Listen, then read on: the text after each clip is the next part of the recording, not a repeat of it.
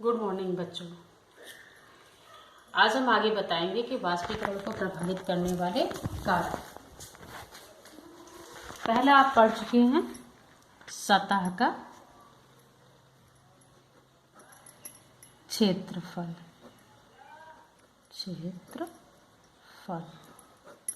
सतह का क्षेत्रफल जितना ज़्यादा होगा वाष्पीकरण की क्रिया उतनी ही ज़्यादा होगी, जो आपको पिछले वीडियोज में बता दिए। तापमान, दूसरा है तापमान। तापमान मतलब टेम्परेचर। जितने ही ज़्यादा वायुमंडल का टेम्परेचर होगा उतने ही ज़्यादा वाष्पीकरण की क्रिया तेज़ी से होगी। अगर टेम्परेचर कम है वाष्पीकरण की क्रिया धीमी गति से होगी या कम होगी। तीसरा है आपका आर्द्रता। आर्द्रता का मतलब होता है नमी। वायुमंडल में जितनी ही ज़्यादा नमी होगी उतनी ही कम वाष्पीकरण की क्रिया होगी।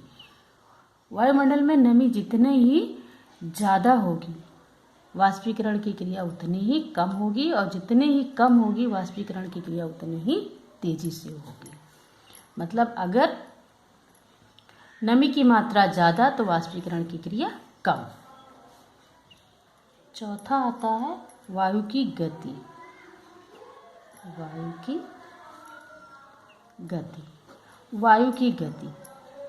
वायु जितनी तेजी से हवा चलेगी वाष्पीकरण की क्रिया उतनी ही तेजी से होगी। हवा की गति जितनी धीमी होगी वाष्पीकरण की क्रिया उतनी ही धीमी होगी।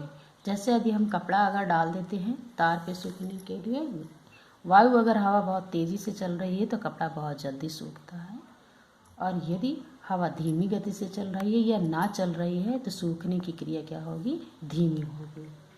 ये तो आपके वाष्पीकरण को प्रभावित करने वाले 4 कारक हो गए। अब इस चैप्टर से संबंधित आपके प्रश्न कौन कौन से हैं? तो प्रश्न नंबर 1 आपका है पदार्थ, जो आपको बता दिए। पदार्थ किसे कहते हैं? दूसरा क्वेश्चन आता है पदार्थ की कितनी अवस्थाएं होती हैं? कितनी अवस्थाएं होती है किसी एक अवस्था का? एक अवस्था को परिभाषित कीजिए। परिभाषा, किसी एक अवस्था की परिभाषा लिखिए। पदार्थ की बता दिए 3 अवस्थाएं होती हैं, ठोस, द्रव, गैस। चौथा आता है प्रश्न आपका गलनांक किसे कहते हैं? गलनांक बिंदु की परिभाषा लिखिए। परिभाषा लिखिए।